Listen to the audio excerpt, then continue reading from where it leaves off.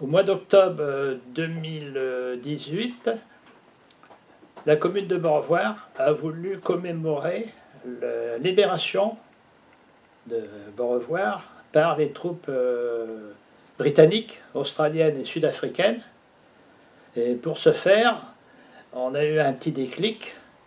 On a pensé, suite à une visite dans la mairie, que la commune de Saint-Chamond, qui nous a aidés juste pendant la guerre, en 1900, fin 18, début 1919, qui a aidé la commune et les habitants financièrement, on avait décidé, avec le maire et les anciens combattants, d'inviter la municipalité de Saint-Chamond. Ceux-ci, à l'époque, ont été très surpris de l'invitation. Ils se demandaient pourquoi Beaurevoir écrit à Saint-Chamond, qui est là-bas dans la Loire. Et évidemment, ils ont fait des recherches et ils ont découvert que Saint-Chamond était la marraine de Beaurevoir. Donc, ce qui a permis, on les a invités et ils sont venus à la cérémonie sur la place de Beaurevoir, qui a rassemblé presque 800 personnes. C'était assez grandiose, avec un ambassadeur, etc., etc. Et pour nous remercier, à leur tour, ils nous ont invités 2 jours dans la ville de Saint-Chamond, qui est une grande ville. On a visité, on était reçus par le maire à l'époque. Il n'avait pas pu venir à la cérémonie à Beaurevoir. Et le dernier jour, la dame qui fait un peu comme moi des recherches, elle n'est pas un passeur de mémoire, mais elle est un peu historienne, m'a fait cadeau, pour la mairie, mais ça m'est revenu, de tout un ensemble de documents qui ont trait à du courrier que les habitants de Beaurevoir adressaient au maire de Beaurevoir, M. Brice à l'époque, qui lui a géré la commune de Beaurevoir de Saint-Chamond. Il n'est pas resté sur place. D'ailleurs, à ce sujet, je lance un appel. Je voudrais bien savoir pourquoi le maire, à l'époque, M. Brice, a décidé de partir à Saint-Chamond plutôt qu'une autre ville. Ça m'aiderait dans mes recherches. Donc, en effectuant le dépouillement de tous ces archives, je n'ai pas encore fini, j'ai découvert quelques lettres que je vais vous lire, qui vont retracer la vie un petit peu des habitants et le pourquoi de ce courrier avec Saint-Chamond. Donc, je vais commencer par une première lettre qui a été écrite le 3 mai 1918. Monsieur le maire, c'est avec une joie sans borne que je m'acquitte de la reconnaissance que je vous dois. Je me croyais abandonné de tous, car dans les épreuves que j'ai passées moi aussi, à mon âge, j'ai besoin de soutien et de renseignements. Je fais en ce moment mon récit. J'avais 54 ans lors de la mobilisation. Ma fille aînée, âgée de 25 ans, demeurait à Villers-au-Très-Haut. Étant sur le point de la maternité, son mari parti, je l'ai fait revenir près de nous. Puis le 19 août 1914, un petit-fils m'est arrivé, qui fait aujourd'hui oublier les peines.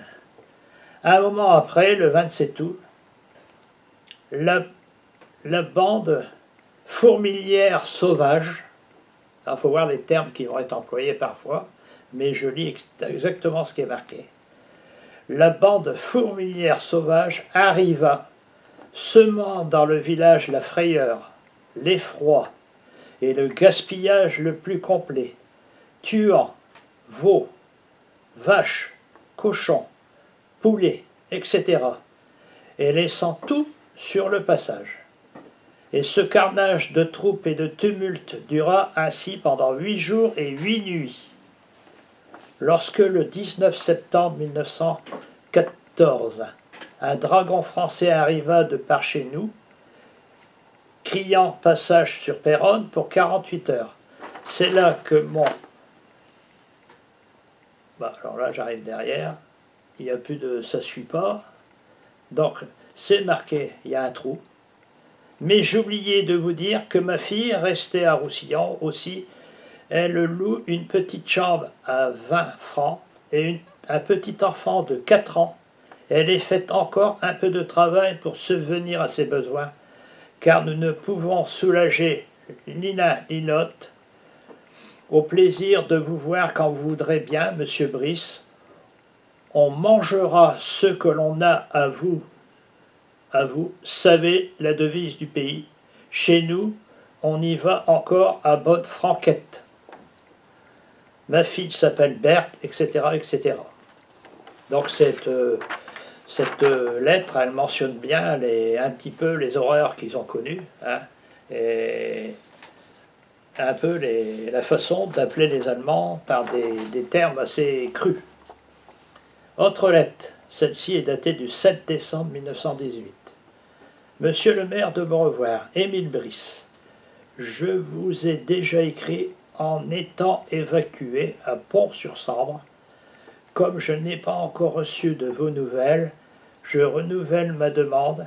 Si vous pouvez me donner l'adresse de ma famille, madame et ses 3 enfants évacués de la Belgique, le 16 décembre 1917. Je suis de retour à Beaurevoir. Je suis 3 semaines après un travail sans relâche. J'ai pu remettre une petite place pour moi, pouvoir rester avec mon enfant âgé de 18 ans de retour de la Belgique, comme prisonnier civil. Qu'il n'est pas fort, manque de privation, et moi j'ai des... Alors là c'est illisible. Dans ce cas, pouvez-vous faire le possible pour m'écrire sur la situation de ma famille? Durant que les femmes ont été évacuées, les Prussiens m'ont enfoncé 5 fois ma porte pendant que nous étions partis travailler. Ils nous ont pris tout notre ravitaillement. Ils ont pris le paquet de linge de mon enfant et tout ce qui suit. Je compte sur votre dévouement pour un homme, votre serviteur dévoué et fils rapatrié à Beaurevoir par Montbrun. Donc pareil, cette lettre mentionne un peu les exactions que les troupes d'occupation faisaient. Hein. 3e lettre, là elle n'est pas datée. Monsieur le maire, c'est avec retard que je viens vous remercier du mandat carte de 60 francs que j'ai reçu lundi 17 courant, avec un très grand plaisir, car depuis un mois, j'ai ma fille aînée âgée de 22 ans, qu'elle est alitée de la grippe espagnole. On en parlera tout à l'heure un petit peu. À présent, des rhumatismes se sont développés depuis une 8 de jours qui lui font souffrir atrocement. Alors vous voyez, monsieur le maire, que votre secours était bien envoyé aussi. Je viens vous en remercier, et ceci pour vous aider, ça m'aidera à soigner un peu plus ma fille, et cela aura un peu de secours que je n'ai jamais été donné avec 6 enfants, alors c'est assez compliqué à lire, et ont seulement pas encore parvenu de me faire toucher l'allocation d'assistance aux familles nombreuses, qui me rendrait bien service, surtout avec les temps si durs que nous courons. Je vous joins ci-après l'adresse de mes 2 beaux-frères qui sont sur le front français et de mon frère qui est prisonnier en Allemagne. Donc il donne ses adresses. Donc dans cette lettre, on parle de la fameuse grippe espagnole, hein, puisque nous sommes là dans une pandémie qui dure depuis l'année dernière au mois de mars. Il faut savoir que cette grippe espagnole est arrivée déjà fin 19, début 20, et cette grippe a fait à l'époque plus de morts que la guerre 14 a fait à elle seule. Et il n'y avait pas de vaccin, et il n'y avait aucun remède. Il y a eu énormément de morts dans le monde de la grippe espagnole.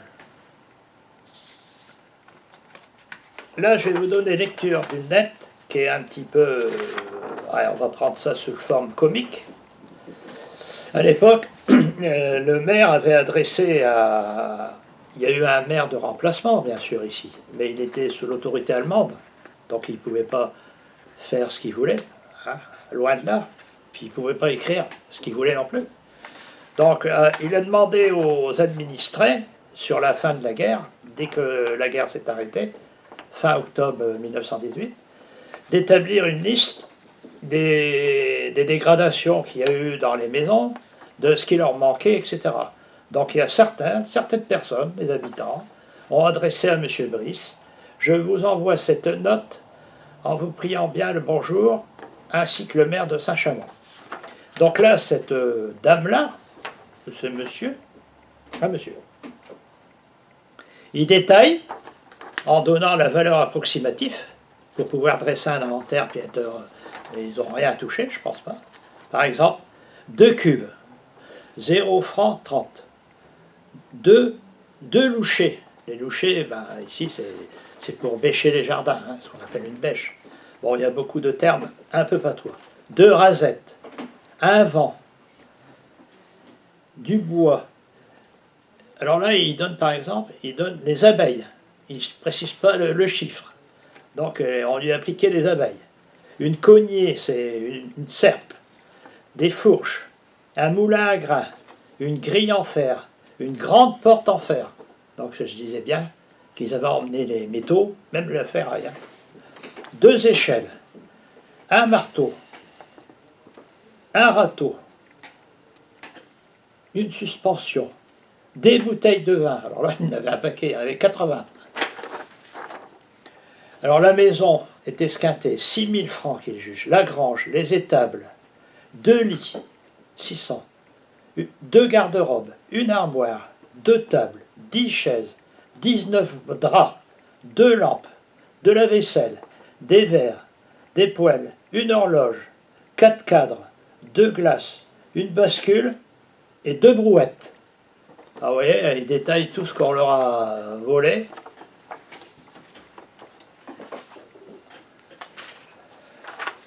Alors, autre courrier, on terminera par celui qui est très très long. Là, ça a été écrit le 14 novembre 1918.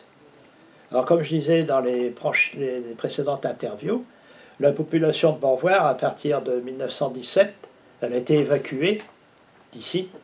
Beaucoup sont partis sur la Belgique. UI, Y, et par le train, qui avait une ligne de chemin de fer, parfois par la route. Mais bien sûr, les hommes valides étaient obligés de rester là pour faire tous les travaux de terrassement de l'armée allemande, et les enfants. Monsieur Brice, ayant obtenu une permission exceptionnelle pour aller à Beauvoir, je reviendrai faire ce triste pèlerinage, et j'ai appris par les officiers anglais qui m'ont hébergé chez monsieur que vous étiez allé 2 ou 3 fois avant. Je n'ai pas à vous donner de détails sur les ruines du village, mais comme j'ai parcouru le terroir pour me rendre compte de l'état des terres au point de vue de labour, en étant de culture, donc c'est un cultivateur, ce que vous n'avez probablement pas eu le temps de faire, je vais vous prévenir seulement ce que j'ai vu. Attention. J'ai parcouru tout le terrain, vers Villers, la vallée à Brebis, le chemin vert, la Sablonnière, jusque Ponchot, puis en dessous de la sucrerie, et entre Genève, La Motte et Beaurevoir. Je n'ai vu ni tranchée ni réseau de fils de fer barbelés. En certains endroits, il y a bien des bouts de tranchées de 60 cm sur 80 de profondeur, très étroits, avec des fils de fer barbelés en avant, quelques trous, mais il y a eu, en somme, que beaucoup de trous d'obus. Et en général, ils proviennent d'obus de petit calibre. Il a l'air de s'y connaître, hein, monsieur. Ou moyen. Les grands cratères des gros obus sont rares, ben oui. De tous ces obus sont éclatés, il n'y a donc aucun danger. Pas forcément. Et j'ai remarqué très peu d'obus non éclatés. Aussi, il me semble que le nettoyage du terroir serait facile et rapide, car il n'y a que quelques trous ou dépôts de munitions près de la ligne de chemin de fer. Ben oui. Les fils électriques, et les fils entourant les prairies, quelques cagnats à reboucher, quelques ferrailles par-ci par-là. Tous ces trous d'obus n'empêcheraient même pas la culture de passer. Les chemins ont souffert un peu, ils sont en très mauvais état. Aussi, il me semble que l'on pourrait obtenir de quoi réparer un peu les logements.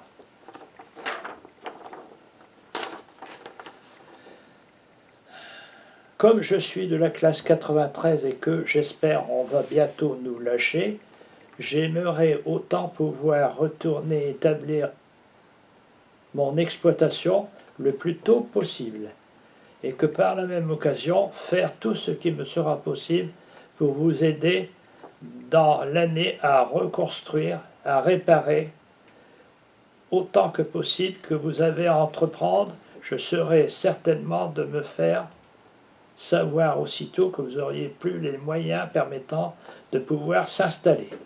Veuillez agréer, monsieur, l'expression de mes sentiments distingués. Bon, voilà un monsieur qui a parcouru. Apparemment, lui, il dit qu'il n'y a pas eu trop de dégâts, mais quand on lit certaines lettres, si. Alors, cette-ci de lettre, hein, elle est conséquente, bien écrite, donc ça va être plus simple à lire. Elle a été écrite le 13 juillet 1918. Donc là, le 13, les Allemands sont encore ici. Mais lui, il n'est peut-être pas là, on va voir. Monsieur Brice, je me permets de vous adresser ces quelques lignes pour vous demander un petit conseil, s'il vous plaît. J'ai été heureuse d'apprendre de vos bonnes nouvelles de la part de mes parents. Je suis la belle Lovisienne dont vous connaissez. Mon mari partit le 11 août 1914 pour défendre son drapeau, me laissa dans ma demeure pour quelques mois comme tous les camarades d'après leurs idées ne croyaient pas à une longue guerre, si longue, car ils allaient manger tous les Prussiens. J'étais alors à Villers-au-Très-Haut quand mon mari partit le 15, entendant le canon gronder sans cesse du côté de la Belgique. Je me suis mis en marche pour Beaurevoir, où le 19 m'est né un gros garçon, joli, hein, chez mes parents, en vue de monsieur le docteur, là on peut le citer, Huard, une sage-femme, car l'accouchement a été pénible. Le 27, les Allemands arrivent, pillant et saccageant tout sur leur passage, et dans les maisons, semant l'effroi et la cruauté. Durant un mois, cette rafale effroyable de piétons et chevaux sans arrêt, on se couchait habillés, croyant toujours être tués, car il fallait avoir tout ouvert. Le mois, oui, ouvert, pourquoi? Parce que les Allemands, si on fermait à clé, ils fracturaient la porte. Hein. Le mois de septembre arrive, lorsqu'un hardi dragon arrive de la rue du Câtelet, criant « Passage sur Péronne pour 48 heures ». Là, les pauvres hommes, jeunes et vieux, tous quitté leur chaumière, où beaucoup d'entre eux sont partis pour ne plus jamais revenir. Mon frère Léon le premier, je suis resté chez nous 6 mois, car la commandature allemande n'a pas voulu m'autoriser à changer de département. J'ai donc été obligé de repartir dans mes 4 murs avec mon enfant âgé de 6 mois, sans feu, sans sou, sans pain, car je n'avais pas touché un seul sou de mon accouchement. Je suis donc arrivé à Villers-au-Très-Haut, ne touchant, moi comme les autres, notre ration de pain pour passer notre mois. Je ne puis vous dire de date, car la mémoire a tous perdu. Je crois que c'est 4 mois après, nous avons touché, une femme et un enfant, 15 francs par mois. Payer le ravitaillement américain, qui nous a sauvés. Vous pensez ceux qui restaient après nous. Nous sommes restés aussi plus d'1 an. Après, nous avons remis 5 ans plus pour moi à 2. Mais la ration de pain a toujours été tenue sur la location. Donc, ils payaient leur pain. Nous avons appris bien des misères. et des tortures, car croyez-nous, nous avons tout fait pour sauver notre vie du main des Boches. Nous avons fait la meunière avec nos moulins à café. Nous avons été chercher du bois sur les coups de cravache et l'emprisonnement pour chauffer et nourrir nos enfants. Il était interdit d'aller chercher du bois, c'était réservé aux soldats allemands, mais quand on a froid et qu'on a des enfants, on prenait le risque. Nous avons voyagé la nuit, franchi plus d'une fois les sentinelles pour ravitailler Cambrai en beurre, farine, œufs. Nous avons enfin trouvé au bout de 33 mois de souffrance et de privation la récompense de partir de nos foyers et être obligés de tout quitter, ce qu'on avait gagné à la sueur de notre front. Nous sommes donc arrivés en Belgique le 26 mai 1917, près de Liège. Étant seul de ma famille, je me suis mis à la recherche de mes parents, que j'ai pu trouver un mois après. J'ai donc quitté la Belgique avec mon enfant, sans autorisation des autorités allemandes. Le bourgmestre de la commune de Séry m'a très bien reçu et m'a conduit au foyer de ma mère où j'ai trouvé seul avec sa sœur, car mon frère, depuis 1 an, était livré aux Allemands. 4 mois après notre arrivée, mon père arrive nous retrouver et les Allemands le font repartir 4 jours avant notre départ en France. Nous sommes arrivés en France le 28 novembre 1917. Quand je suis arrivé là, je possédais 134 francs pour nous deux et mon fils, n'ayant plus de chaussures ni de vêtements. On nous a dirigés alors dans la Charente, où ma mère a appris la mort de mon frère. Mon père revient enfin triomphant vers nous, malgré qu'il ne possédait plus ni vêtements ni argent. Le 13 mars, nous quittons la Charente pour venir être en compagnie de notre oncle Henri Robert. Nous apprenons la disparition de l'autre frère. Maintenant, monsieur Brice, la vie est si chère que je ne puis arriver à mettre les bouts ensemble. C'est pour cela que je m'adresse à vous. Si vous ne pourriez pas me donner un conseil pour toucher mon retard, car je suis du Nord et qu'il faudrait que je m'adresse. Je travaille à l'usine de tissage, où les journées sont de 2,50 francs par jour. La vie est chère, je ne sais pas pourquoi. Donc, tous les jours, nous traversons la vie. Un foyer, il m'est impossible d'y arriver. Si vous pouvez nous donner un avis pour toucher de l'argent, cela me rendrait bien service. Voilà. Voilà une partie des lettres qui ont été adressées à M. Brice. Bon, à chaque fois ressort le fait qu'il demande un peu d'argent. Et il faut savoir que simplement, si on récapitule les sommes, c'est colossal, pour l'époque, bien sûr. Il a toujours répondu favorablement, monsieur le maire, monsieur Brice, et le maire de Saint-Chamond. Il a aidé les habitants de Borevoir. C'est pour ça qu'on a tenu à leur rendre hommage, et on va l'année prochaine, 2022, c'est prévu qu'on aille là-bas chez eux, encore une fois, et une fois les invités à Borevoir. Alors, on verrait sur les photos que lorsqu'on a été à Saint-Chamond, invités, ils ont baptisé une esplanade au nom de Borevoir. Donc, je pense que vous verrez les photos dans le reportage. Voilà, j'en ai terminé sur l'épisode de Saint-Chamond.